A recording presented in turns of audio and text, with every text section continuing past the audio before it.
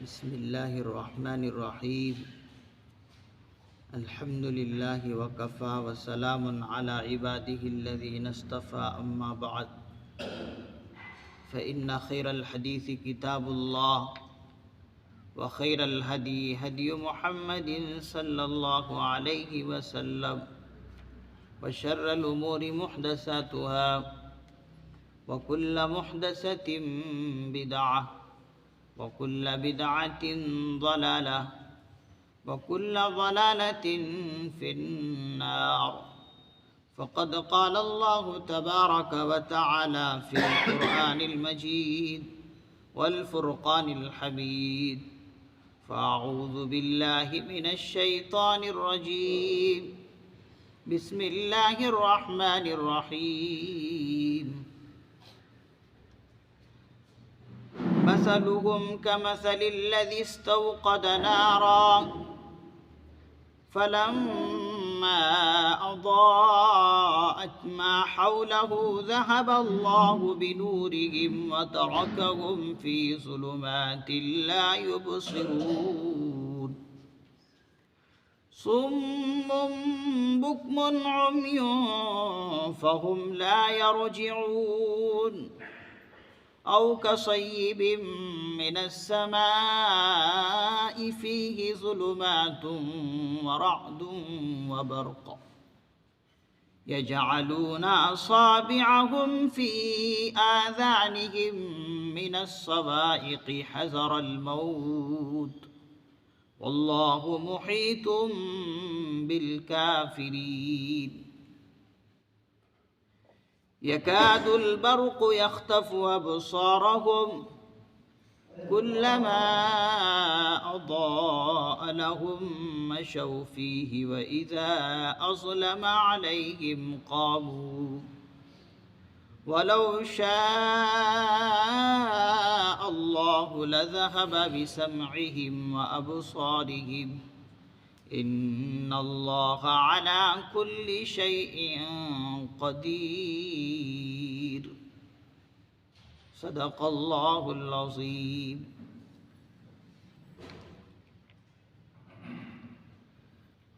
مثلهم كمثل الذي استوقد نارا ان کی مثال ان لوگوں کے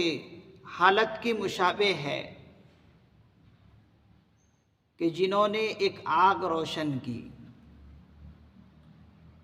فلما اضاءت ما حولہ پھر جب وہ آگ اس کے ارد گرد کے ماحول کو روشن کر دیا ذہب اللہ بنورہم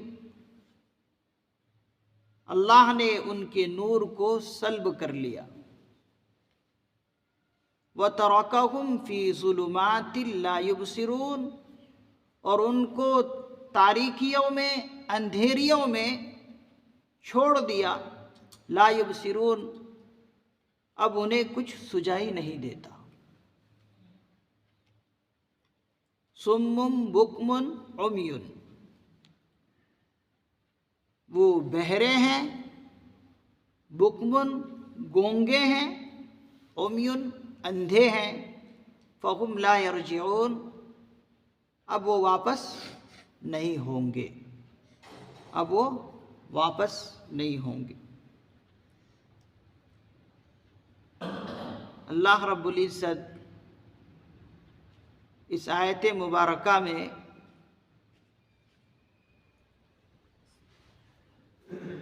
منافقین کی تیسری گروہ کا ذکر فرما رہے ہیں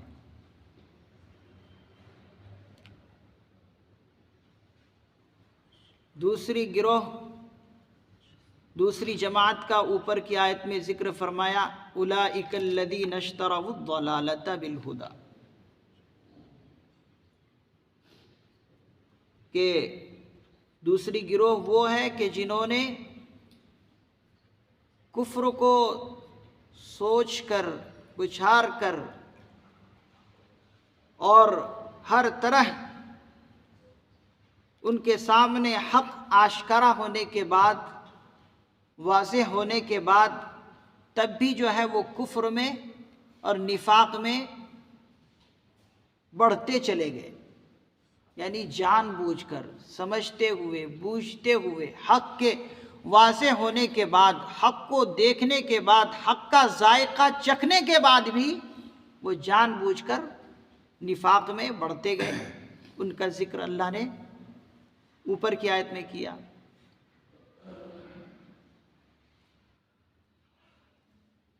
اس آیت میں اللہ رب العزت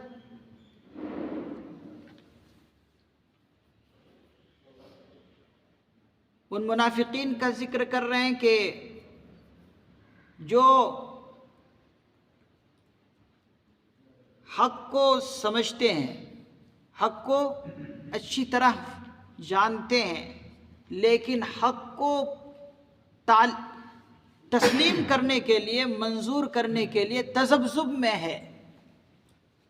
تذبذب کے شکار میں ہے کہ آیا ہم اس کو قبول کریں یا نہ کریں۔ تو اس آیت میں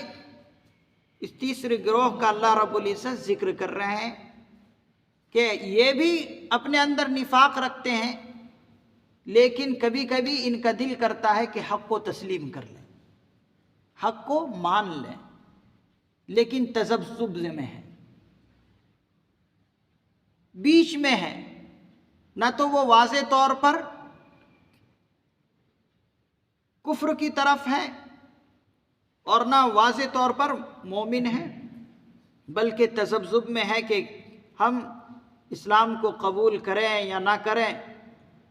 کبھی دل کرتا ہے کہ قبول کر لیں، کبھی دل کرتا ہے کہ نہیں قبول کریں۔ تو ان کی مثال اللہ رب العزت نے اس طرح دی، مثلہم کمثل الذی استوقد نارا، کہ ان کی مثال ان لوگوں کی حالت کی سی ہے کہ جس نے ایک آگ جلائی، جس نے ایک آگ جلائی، فلما اضاءت، پھر اس آگ نے اپنے ارد گرد کے ماحول کو روشن کر دیا، پھر جیسے ہی روشن ہوا اللہ نے اس نور کو سلب کر لیا، وَتَرَكَهُمْ، اور ان کو ان کی حالت پر چھوڑ دیا، وَتَرَكَهُمْ فِي ظُلُمَاتٍ، تاریکیوں میں، اندھیریوں میں، لا يبصرون، اب انہیں کوئی سجائی نہیں دیتا۔ جیسے ایک شخص کوئی آگ جلائے اور آگ جو ہے اپنے ارد گرد کی چیزوں کو روشن کر دے، جیسے کہ آگ روشن کر دیتی ہے، اور لیکن جیسے ہی اس نے ایک آگ جلائی، اب اللہ نے جو ہے اس آگ کی روشنی کو یکایک بالکل بجھا دی یا سلب کر لیا، یعنی ختم کر دیا۔ اب اس کی آنکھیں، اب اس کے ہاتھ، اب اس کے کان، اب اس کا پورا دھڑ جو ہے اندھیریوں میں رہ جاتا ہے، تاریکیوں میں رہ جاتا ہے۔ تو اسی طریقے سے ان منافقین کی مثال ہے کہ جب اسلام کو یہ پہچانتے ہیں، اسلام کی روشن دلائل ان کے سامنے آتے ہیں، تو ان کا دل کیا کرتا ہے کہ اسلام کو تسلیم کر لیں۔ جیسے کہ روشنی ہونے کے باوجود بعد جو ہے اپنے ارد گرد کے ماحول کو روشن کر دیتی ہے، سب کچھ دکھنے لگتا ہے۔ تو اسی طریقے سے اسلام کو ایک واضح روشن سے مثال دی ہے اللہ رب العزت نے، کہ جب اسلام کے واضح دلائل ان کے سامنے آتے ہیں تو ان کا دل کرتا ہے کہ ہم مان جائیں، ہم اسلام کو تسلیم کر لیں، لیکن جو ہی اسلام کے قوانین، احکام خداوندی آتے ہیں تو ان کو ڈر لگنے لگتا ہے، ان کو تسلیم کرنے سے ان کا دل جو ہے ڈرتا ہے، تو پھر کیا وہ کرتے ہیں؟ پیچھے ہٹ جاتے ہیں۔ تو پھر اس کے بعد ایسا ہوتا ہے کہ ان کے کفر کے اندر جو جو خرابیاں ہیں، ان خرابیاں اور اسی طریقے سے خواہشات نفس ان کے آگے آتی ہیں اور ان کو اسلام سے، ان خواہشات نفسانی ان کے روک دیتی ہے۔ تو گویا کہ یہ سب کے سب پھر اندھیرے میں رہ جاتے ہیں۔ جس طریقے سے آگ کی روشنی جب بجھ جائے، ختم ہو جائے، اور بالکل اندھیرا ہو جائے تو پھر انسان کو کچھ نہیں سجائی دیتا. اسی طریقے سے ان منافقین کی مثال ہے کہ جب اللہ نے ان کے نور کو اب سلب کر لیا، اب پھر ان کو کچھ بھی نہیں دکھتا. گویا کہ پھر کیسے ہوتے ہیں؟ سمم، بہرے ہیں، یعنی کچھ بھی اب ان کو سنائی دیتا نہیں. کیا اسلام کی تعلیمات ہے؟ بالکل ان سے بہرے ہیں. بکمن، گونگے ہیں. عمیون، اندھے ہیں. فہم لا یرجعون، اب یہ واپس نہیں لوٹ سکتے. اب ان کو پھر جو ہے کبھی منایا نہیں جا سکتا. اس کی ایک دوسری مثال اللہ رب العزت اگلی آیت میں دے رہے ہیں. او کصیب من السماء فیہ ظلمات ورعد وبرق یجعلون اصابعهم فی آذانهم من الصواعق حذر الموت. دوسری مثال اللہ رب العزت اس طرح دے رہے، او کصیب من السماء فیہ، یا پھر آسمان کی طرف سے کوئی بارش برسی ہو، فیہ ظلمات، اور اس میں اندھیریاں ہو، ورعد وبرق، اور چمک اور کڑک بھی ہو، یعنی گرج بھی ہو اور چمک بھی ہو. یجعلون اصابعهم فی آذانہم، تو یہ ان کڑکوں کی وجہ سے، ان آواز کی کڑکوں پر، حذر الموت، موت کی ڈر سے اپنی کانوں میں انگلیاں لے لیتے ہیں، انگلیاں دے لیتے ہیں، یعنی انگلیاں ڈال دیتے ہیں. واللہ محیط بالکافرین، اللہ رب العزت نے ان کافروں کو اپنے گھیرے میں لے رکھا ہے. دوسری مثال اللہ رب العزت نے اس منافقین کی،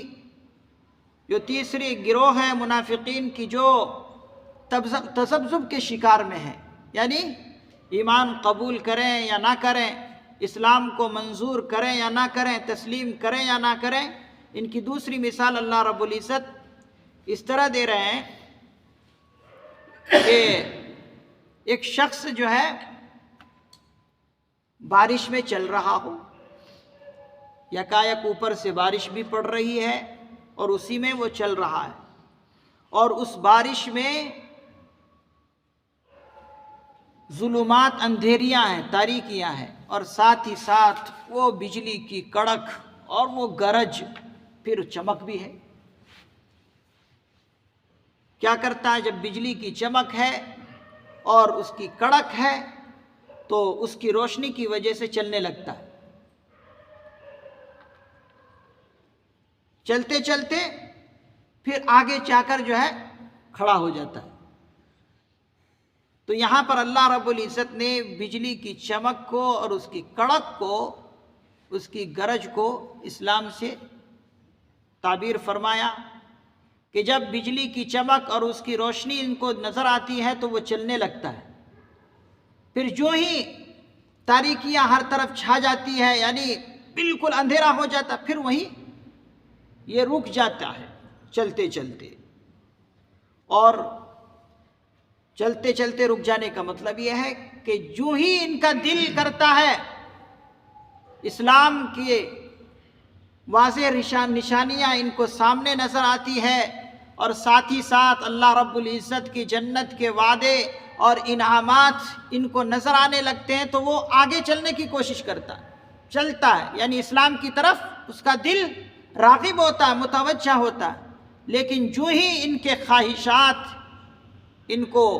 سامنے دکھتی ہے کہ دیکھو اگر اسلام کے قوانین کو مان لیں گے تو ہمارے خواہشات پورے نہیں ہو پائیں گے، پھر اس کے خود غرض ہو کر جو ہے وہ اس سے رک جاتا ہے. تو ان کی مثال اللہ رب العزت نے اسی طرح دی کہ بجلی کی کڑک کو اسلام سے تعبیر فرمایا، اور پھر جب اللہ کے وعدے اور انعامات ان کو یاد آتے ہیں تو اسلام کی طرف آگے بڑھتے ہیں، قبول کرنے کے لیے آتے ہیں، لیکن جو ہی خواہشات ان کو سامنے دکھتی ہے پھر وہ پیچھے ہٹ جاتے ہیں اور پھر انہی نفاق کی اندھیریوں میں اپنی زندگی گزارتے ہیں۔ اللہ رب العزت فرماتے ہیں اور ساتھ ہی ساتھ وہ اپنے کانوں میں انگلیاں بھی ڈال لیتے ہیں، یعنی جب بجلی کی خوب زیادہ چمک اور گرج ہوتی ہے تو پھر ان کو کچھ بھی سجائی نہیں دیتے، اور وہ نفاق کی وجہ سے انہی اندھیریوں میں رہ جاتا ہے۔ اللہ رب العزت آگے فرماتے واللہ محیط بالکافرین۔ اب یہ اپنے کانوں میں انگلیاں ڈال کر یہ سمجھتے ہیں کہ ہم اس سے بچ جائیں گے، اللہ کے عذاب سے بچ جائیں گے۔ اللہ رب العزت فرماتے ہیں نہیں، واللہ محیط بالکافرین، اللہ رب العزت نے کافروں کو اپنے گھیرے میں لے رکھا ہے۔ آج اگرچہ یہ بچ جائیں لیکن کل آخرت میں یہ بچ نہیں سکیں گے، قیامت کے دن یہ بچ نہیں سکیں گے۔ جو ہی ان کی آنکھیں بند ہوگی، دل کی آنکھیں کھل جائیں گی، ظاہر کی آنکھیں بند ہو جائیں گی۔ تو گھیرے میں لینے کا مطلب یہ ہے کہ یہ اللہ کے عذاب سے بچ نہیں سکتے، اللہ نے ان کو عذاب میں لے رکھا ہے، گھیرے میں ہے۔ اگرچہ آج ان کی نظروں میں وہ آگ یا وہ عذاب نہیں دکھ رہے ہیں، لیکن وہ اللہ کی نظر میں آج بھی وہ عذاب میں ہے۔ یکاد البرق یخطف ابصارہم، قریب ہے کہ وہ چمک ان کی آنکھوں کو اچک لے، قریب ہے کہ وہ روشنی ان کی آنکھوں کو اچک لے۔ یخطف ابصارہم فلما اضاء لهم مشوا فیہ، جب وہ روشنی وہ ان کو روشنی کر دیتی ہے، مشوا فیہ تو پھر وہ اس میں چلنے لگتے ہیں۔ وَإِذَا أَظْلَمَ عَلَيْهِمْ قَامُوا، اور جب پھر ان پر اندھیرا چھا جاتا ہے، قاموا تو وہ کھڑے ہو جاتے ہیں۔ تو اسی کو اللہ رب العزت نے بتایا کہ جب بجلی کی چمک ہوتی ہے تو ایسا محسوس ہوتا ہے ان کی آنکھوں کی روشنی ہی اللہ رب العزت اچک لے، ان کو ڈر لگنے لگتا ہے۔ لیکن جو ہی اسلام کے واضح دلائل ان کو سامنے آتے ہیں تو پھر ان کو روشنی نظر آتی ہے، یعنی اسلام کو قبول کرنے کی طرف ان کا دل آمادہ ہوتا ہے، اس پر چلنے کی کوشش کرنے لگتا ہے۔ لیکن جو ہی پھر جو ہے نفسانی خواہشات سامنے آئے، پھر ان پر اندھیریاں تاریکیاں نفاق کی، گناہوں کی اور ان کے خواہشات کی، پھر وہ اندھیریاں ان پر آ جاتی ہے، چھا جاتی ہے، پھر اسی پر وہ کھڑے ہو جاتے ہیں، یعنی اسی پر زندگی گزارتے ہیں، اسلام کو پھر نہیں مانتے۔ وَإِذَا أَظْلَمَ عَلَيْهِمْ قَامُوا کا مطلب یہ ہے کہ جب ان پر گناہ کی نحوست، گناہ کی اندھیریاں اور خواہشات کی اندھیریاں ان پر چھا جاتی ہے تو پھر وہ کھڑے ہو جاتے ہیں، یعنی پھر اسلام کو قبول نہیں کرتے۔ وَلَوْ شَاءَ اللَّهُ لَذَهَبَ بِسَمْعِهِمْ وَأَبْصَارِهِمْ، اگر اللہ تعالیٰ ارادہ کرتے تو ان کی سماعت، بسمعہم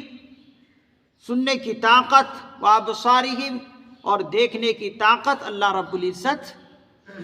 لے لیتے۔ اگر اللہ تعالیٰ چاہتے تو ان کی سننے کی طاقت اور ان کی دیکھنے کی طاقت لے لیتے، لیکن اللہ رب العزت ان کی سماعت کو اور ان کی آنکھوں کی طاقت جو کہ دیکھنے کی طاقت ہے، اگر چاہتے تو اللہ رب العزت لے لیتے، لیکن نہیں لیتے، بلکہ اللہ رب العزت ان کو ڈھیل دیتے ہیں کہ کیا پتہ کب جا کر سنبھل جائے۔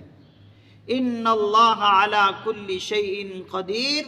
اللہ رب العزت ہر چیز پر قدرت رکھتے ہیں۔ آج ان کو اگر سزا نہیں مل رہی ہے، پکڑ نہیں ہو رہی ہے، گرفتاری نہیں ہو رہی ہے، تو یہ نہ سمجھا جائے کہ اللہ کو اس پر قدرت نہیں۔ اللہ ہر چیز پر قادر ہے، وہ قادر مطلق ہیں، وہ چاہے تو اب بھی گرفتار کر لے اور اگر نہیں چاہے تو وہ ڈھیل بھی دے سکتے ہیں، جیسے کہ ڈھیل دے کر ہے اللہ نے ان کی رسی کو ذرا چھوڑ کر ہے تاکہ ان کے کفر میں اور یہ سنگین ہو جائے اور پوری طرح یہ سزا کے مستحق ہو جائیں۔ تو اللہ رب العزت نے ان منافقین کا ذکر اور ان کی مثالیں ان آیات مبارکہ میں دی ہیں۔ اللہ رب العزت سے دعا ہے اللہ رب العزت ہمیں ہر طرح کی ظاہری اور باطنی نفاق سے محفوظ فرمائے اور پوری امت مسلمہ کی اس نفاق سے حفاظت فرمائے۔ سبحان اللہ و بحمدہ، سبحانک اللہم و بحمدک، ونشہد ان لا الہ الا انت ونستغفرک ونتوب الیک۔ سبحان ربک رب العزت عما یصفون وسلام علی المرسلین والحمد للہ رب العالمین۔